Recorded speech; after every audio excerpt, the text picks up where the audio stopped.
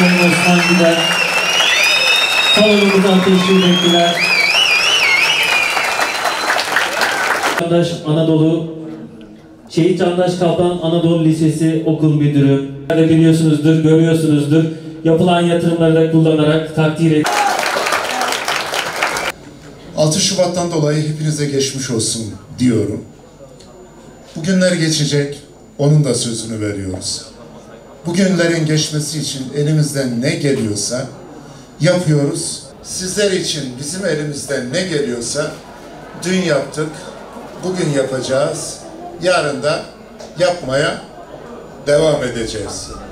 Biz Battalgazi Belediyesi olarak göreve geldiğimiz andan itibaren kendimize şöyle bir hedef koyduk. Birinci hedefimiz ne olacak? Birinci hedefimiz gençlere hizmet etmek. Çalışmalarımızı bunun üzerine bina ettik. Bu deprem yazı değil, önceki yaz 60.000 tane çocuğumuzla, gencimizle bir araya geldik. 2023'te bunu planlarken maalesef 6 Şubat depremini hepiniz hep beraber yaşamış olduk.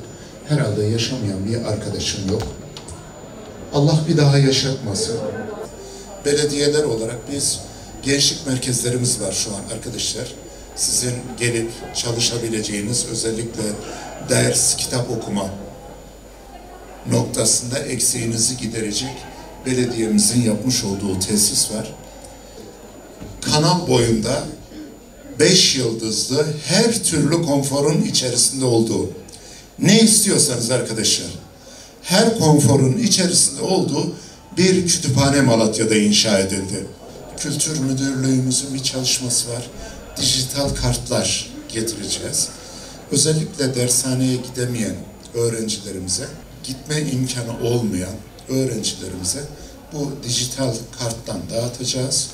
O numaralarla internete girdiğinizde böyle karşınıza hoca çıkacak. O dersleri size anlatacak. Peki anlamadığımız yer olduğunda ne diyeceğiz? Online soru göndereceğiz. 300.000 belli periyotlarda deneme sınavları olacak. Başlangıç uygulamamız şöyle olacak. 1000 tane öğrenciye bunu vereceğiz. Hem denemiş olacağız. Birçok arkadaşımıza fayda sağlayacak diye düşünüyorum. Bunların hepsini yaparken amacımız sizi geleceğe güzel bir şekilde hazırlamak.